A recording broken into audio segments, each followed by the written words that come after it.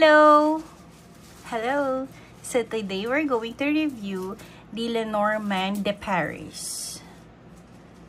So I bought this in Amazon for around, I think, $20. So this is illustrated, or the author is Clarissa Shanahan. So, buksan na natin. Ito yung kanyang guidebook. Maliit lang. Tapos, naka-ano na dito, yung mga meaning niya.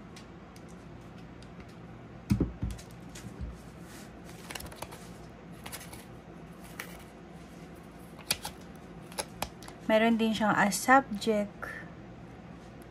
Tapos, as modifier. So,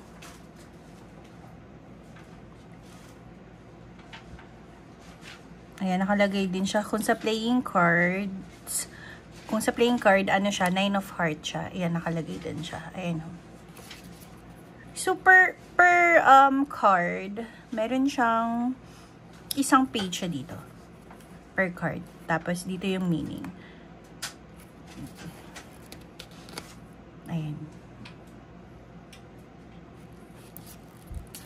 Hanggang 36. Ayan. Hanggang 36.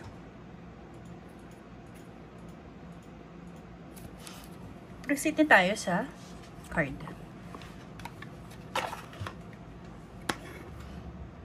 Hindi ko pala napakita yung box. Ay, may kumahol. Dito ko siya ilalagay para kung medyo mabilis, mapapas nyo. So, ito yung itsura ng rider niya.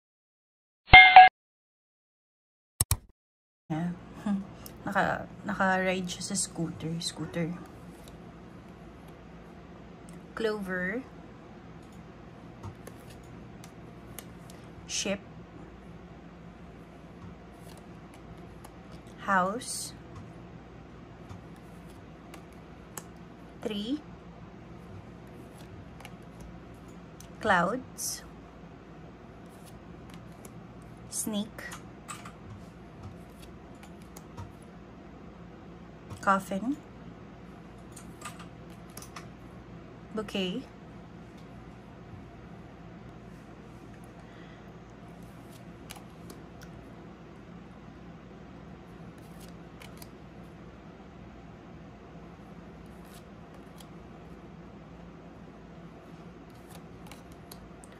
Child.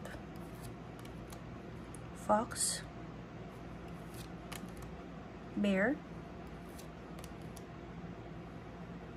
Star. Stork. Dog. Tower.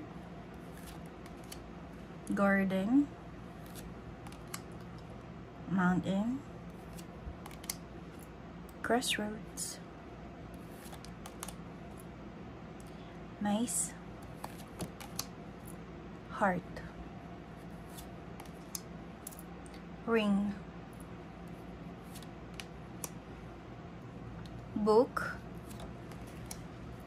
Letter. Gentleman. Lady.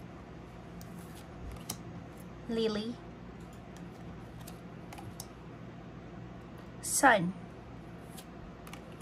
Moon. Key. Fish. Anchor. And cross. So, yung quality niya, magandang klaseng card siya. Ayun, hindi siya basta-basta na manipis ng klase ng card. And hindi din siya sobrang matte. Parang satin siya. And then, Ayan yung back niya. Magandang klaseng card siya. So, pag shuffle mo, smooth lang din pag shuffle siya. So, yun. Ang gandang klase ng card niya. Quality para sa price niya. I love it. So, hindi ko pala napakita yung likod ng box tsaka yung mga gilid ng box. Pakikita ko siya ngayon. But yeah, the quality ng card, I love it. Satin siya. Ito yung box. Ito yung gilid. Ayan.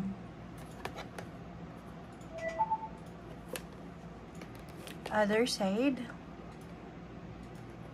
And this is the back.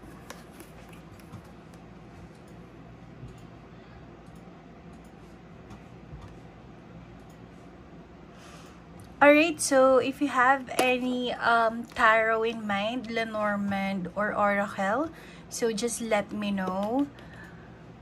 For me, kung i-rate ko to, the quality is around 9 out of 10. Kasi, meron pang mga mas better yung images, kaya 9 lang. Pero when it comes to the quality naman ng card, maganda siya.